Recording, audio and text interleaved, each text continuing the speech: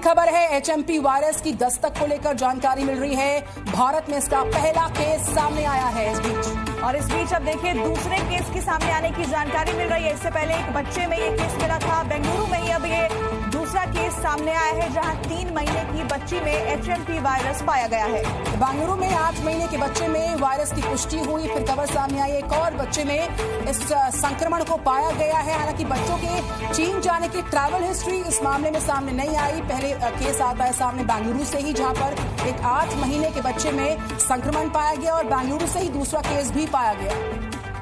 नया साल आया है, अपने साथ नई चिंताएं भी लेकर आ गया है, क्योंकि चीन में एक बार फिर से ऐसा संक्रमण फैल रहा है, ऐसा वायरस फैल रहा है जिसने भारत में भी दस्तक दे दी है। अभी तक खबरें ये थी कि एचएमपीवी वायरस चीन में बहुत तेजी से बढ़ रहा है, कहीं हिंदुस्तान तो नहीं आ जाएगा। चर्चा चल ही रही थी कि कर्नाटक के बेंगलुरु से 2 केस सामने आ गए, जो 2 छोटे बच्चों को हुआ है।